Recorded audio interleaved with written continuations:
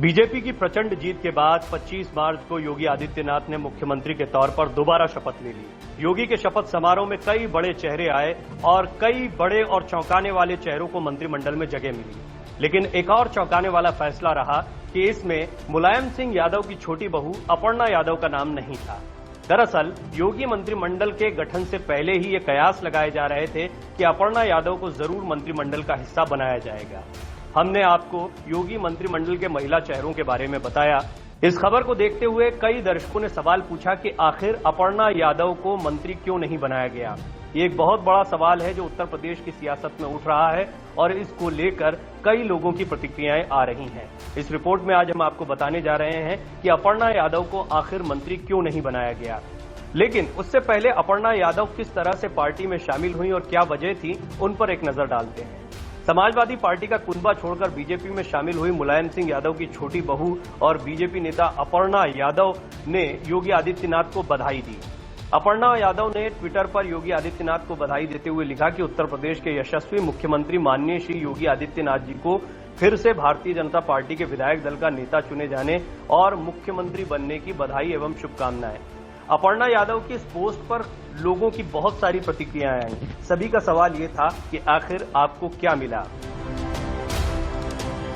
इससे पहले भी मुलायम सिंह यादव की छोटी बहू अपर्णा यादव से कई बार यह सवाल किया जा चुका है कि यदि एक बार फिर योगी आदित्यनाथ मुख्यमंत्री बनते हैं तो आपको क्या मिलेगा, क्या आप मंत्री बनेंगे।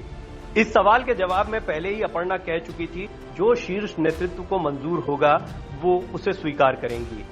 उनके इस जवाब से ये तो जाहिर था कि उन्हें भी बहुत सी उम्मीदें थीं, लेकिन मंत्रिमंडल में उनका नाम नहीं था। इस बीच खबरें ये भी आई कि ओपी राजभर दावा कर रहे हैं कि अपर्णा यादव ने समाजवादी पार्टी में वापस आने के लिए मुलायम सिंह यादव से गुहार लगाई है। हालांकि इस बात की पुष्टि नहीं है, लेकिन फिर भी अपर्णा यादव के लिए ये एक बड़े झटके से कम नहीं है। पहले भी पत्रकारों ने बात करते हुए अपर्णा यादव से जब सवाल किया था कि समाजवादी पार्टी और बीजेपी में फर्क क्या है, अपर्णा यादव ने इस सवाल के जवाब में कहा था, चुनाव के बाद मैं बीजेपी के ज्यादा से ज्यादा नेताओं से मिलने का प्रयास कर रही हूं। इस पार्टी में काम करने के साथ ही राष्ट्र को आगे रखा जाता है। गौर करने वाली बात यह है कि जिस परिवार से अपर्णा यादव आती हैं, उस परिवार पर राजनीति में परिवारवाद को हावी करने के आरोप लगातार बीजेपी लगाती रही। अपर्णा यादव ने इसके जवाब में कहा था, प्रधानमंत्री के विजन को योगी आदित्यनाथ ने आत्मसात किया है। गरीब से गरीब व्यक्ति को केंद्र और प्रदेश द्वारा बनाई गई योजनाओं से लाभान्वित कराया गया है।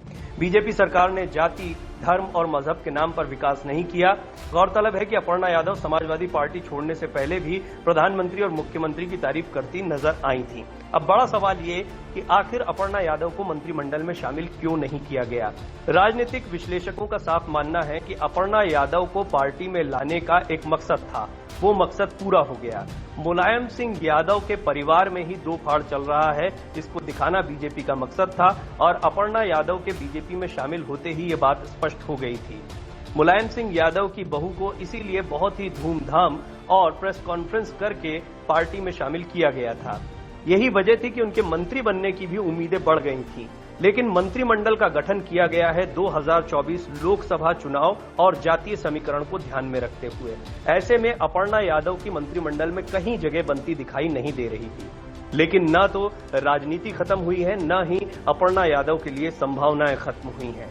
देखना होगा आने वाले दिनों में अपर्णा यादव को किस तरह की जिम्मेदारियां मिलती हैं और क्या वो बीजेपी के साथ बनी रहती हैं। वीडियो डेस्क, अमर उजाला.com।